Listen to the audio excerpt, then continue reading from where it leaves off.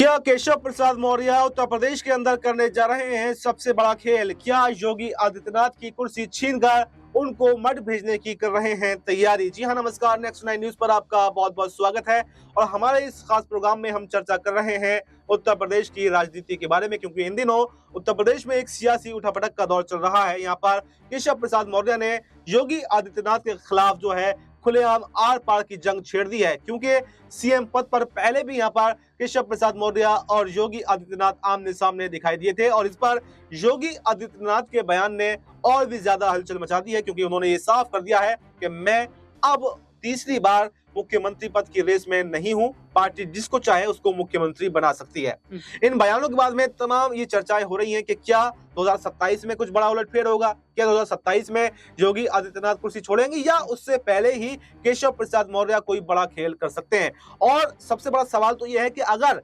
केशव प्रसाद मौर्य को BJP CM नहीं बनाती है तो क्या अखिलेश यादव के साथ में जाकर केशव प्रसाद मौर्य सरकार बना सकते हैं? इन सब तमाम सवालों पर हम विस्तार से चर्चा करेंगे। मेरे साथ मेरे सहयोगी राहुल जी मौजूद है। राहुल जी, पहले तो आपका इस प्रोग्राम में बहुत बहुत स्वागत है। मेरा पहला ही सवाल आपसे रहेगा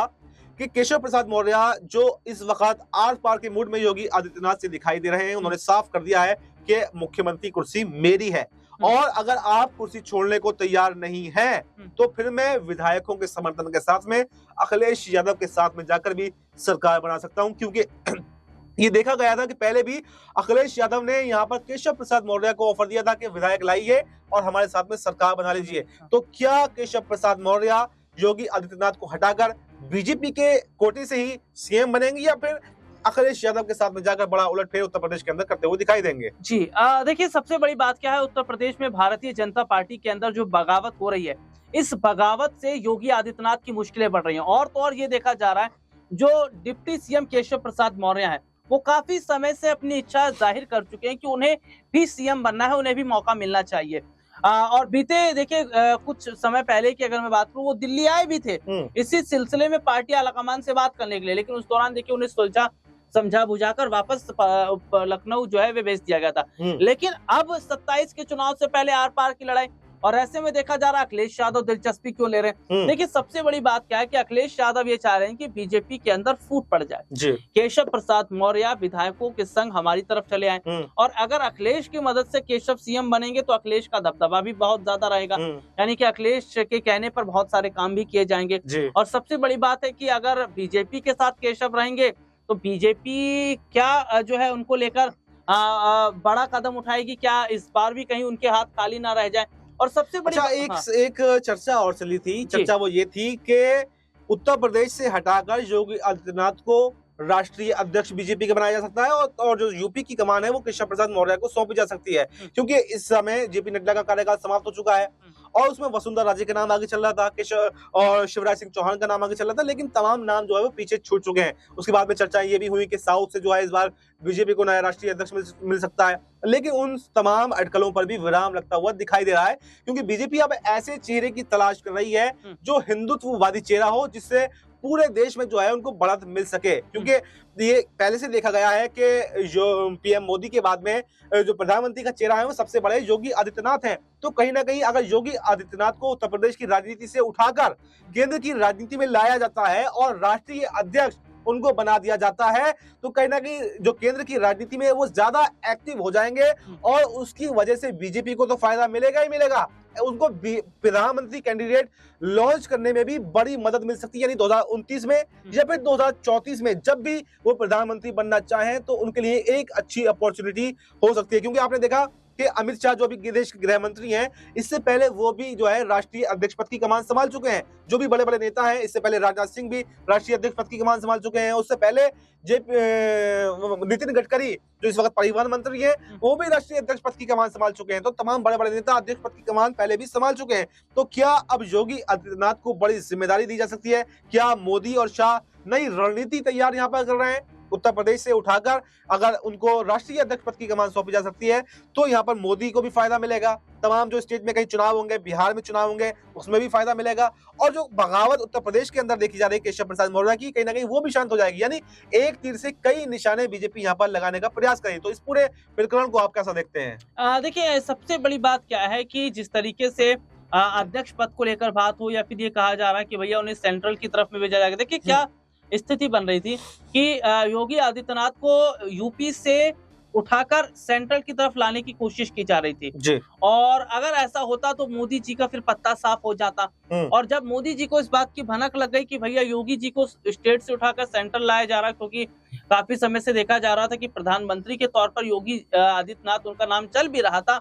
और जिस तरीके से सर्वे वगैरह सामने आ रहे थे जिसमें लोगों की राय ये थी कि मोदी के बाद योगी, मोदी के बाद योगी। जी। तो देखिए प्रधानमंत्री नरेंद्र मोदी अभी रिटायर होने वाले नहीं है, एक बात तो ये समझ लीजिए। और दूसरी बात ये है कि जो विपक्ष सपना देख रहा है ना कि मोदी जी कब रिटायर होंगे, कब हम अपना जो है सरकार बनाएंगे, कब हम मिलजुल कर, वो मैं कह रहा हूँ 29 के बाद भी मत सोचिए विपक्ष, क्योंकि 29 के बाद भी बीजेपी बनी रहेगी। क्योंकि जब 29 का विजन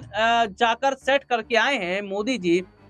देखिए, और सबसे बड़ी बात क्या है कि 2014 से अभी तक की अलग मैं बात करता हूँ, तो इतने टाइम में देखिए अभी क्यों गए प्रधानमंत्री नरेंद्र मोदी, इतने टाइम में वो कभी नागपुर नहीं गए आरएसएस कार्यालय, कभी उन्होंने मोहन भागवत से इतना मुलाकात नहीं की,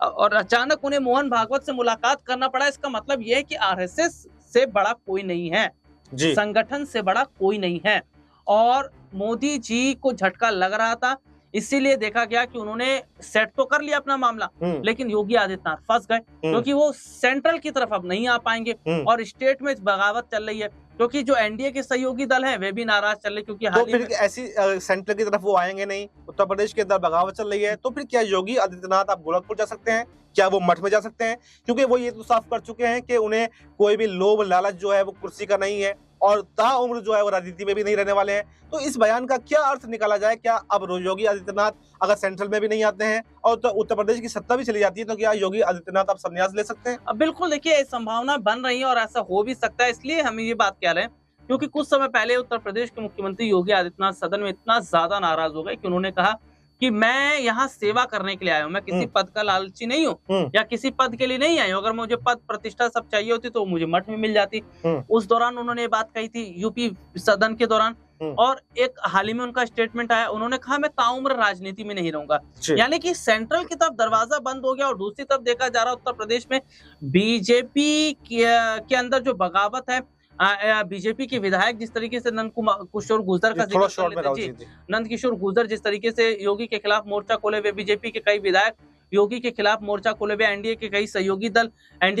दल योगी से नाराज है। तो ऐसे में योगी आदित्यनाथ फंस रहे हैं, और माना जा रहा है कि या तो उन्हें सीएम कुर्सी छोड़नी पड़ सकती है, या तो केशव प्रसाद मौर्य अखिलेश से हाथ मिलाकर तस्वीर पलट सकते हैं। तो देखिए, हमारे सहयोगी ने आपको विस्तार से बताया कि उत्तर प्रदेश के अंदर बड़ा उलटफेर तो होने वाला है, या तो सीएम कुर्सी योगी आदित्यनाथ खुद जो है केशव प्रसाद मौर्य को सौंपेंगे, और अगर खुद ऐसा नहीं करते हैं तो केशव प्रसाद मौर्य अखिलेश यादव के साथ में मिलकर उत्तर प्रदेश के अंदर बड़ा खेल करते हुए दिखाई देंगे। इसमें सवाल यह है कि फिर यहाँ पर योगी आदित्यनाथ का क्या होगा? क्या योगी आदित्यनाथ सेंट्रल की राजनीति में आएंगे, या फिर संन्यास का ऐलान भी करते हुए दिखाई दे सकते हैं? इस पूरे मुद्दे पर आपकी क्या राय है? कमेंट बॉक्स में अपनी राय जरूर दें, और बाकी देश दुनिया से जुड़ी तमाम बड़ी जानकारी के लिए देखते रहें नेक्स्ट 9 न्यूज।